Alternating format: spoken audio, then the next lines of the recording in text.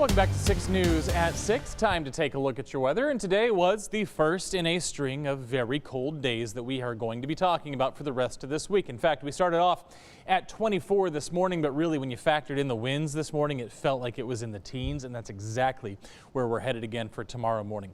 Only rebounded to about 43 today, well below the seasonal average, and that's about what we expect for tomorrow. Very quickly, let's take a look here. You're going to see temperatures falling all the way back into the 20s, widespread 20s expected again as you head out the door on your Tuesday morning. So whatever you did this morning to prepare, do the exact same thing tomorrow, because tomorrow afternoon, just like today, we're going to rebound a little bit. We'll get back into the 40s tomorrow afternoon, but not much more than that. The good news, of course, is we are climbing above freezing every single day. The bad news, of course, is that every night we fall back below freezing. So if you still have your styrofoam outdoor faucet covered, go put it on now. Go quickly before it gets below freezing again tonight, after the forecast, of course. But it is something that you definitely want to have done, because we're going to continue to drop below freezing every single night. You see, as we head towards Wednesday morning, once again back into the 20s and only the 40s during the day.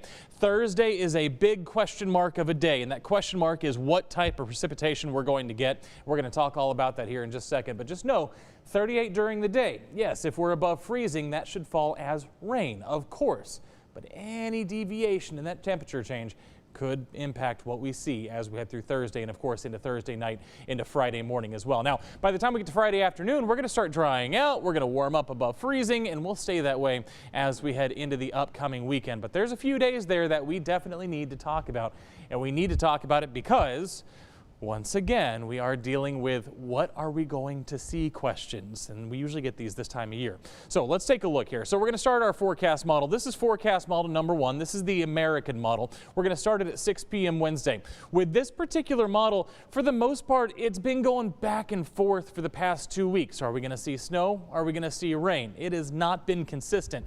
For the last several runs, getting a little bit more consistent, but still some questions to be answered here. According to this one, by Thursday morning, we're seeing rain. The freezing line, that is where temperatures are below freezing, is well up into DFW.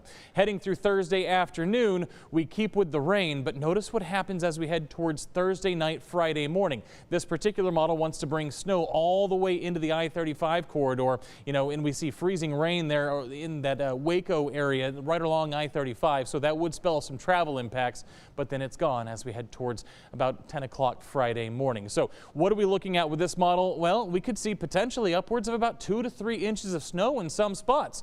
So take a look here as everything fills in. You can see 1 to 2 inches primarily for our northern and western counties. But again, that's just one solution. We have multiple solutions. Let's look at another one, the European model. Why am I showing you all these? Because it's important to know that there is still very little agreement in these models. They're getting closer, don't get me wrong, but we are still at a point where it's very up in the air in terms of the specifics. What are we going to see? Is it going to be a cold rain, or is it going to be snow? According to this model, that freezing line is much further south on Thursday. Freezing rain potentially for Hill County, back down towards Mills County there. And then as we put it back in motion, heading towards that Thursday night time frame, much more aggressive with the snow, meaning higher totals, more widespread coverage. So again, when you look at these models and you see these pictures on social media, just know that we are still not seeing a lot of agreement out of these models. In fact, take a look at these totals, upwards of 7 inches possible in Hill County according to that model. So here's my forecast. Here's what I'm going to tell you right now. Most of us are just going to see a cold rain. Some wintry mix is possible, especially in those overnight hours into Thursday morning and a Friday morning, and there is measurable snow possible, but it's going to be mainly for our northern and for our western counties. That's that Thursday time frame we keep talking about, so the most likely impacts would be your Thursday evening commute and your Friday morning commute as well. If you want to get your forecast anytime you need it, you can download our free 6 Plus app. It's on Roku, Fire TV, and Apple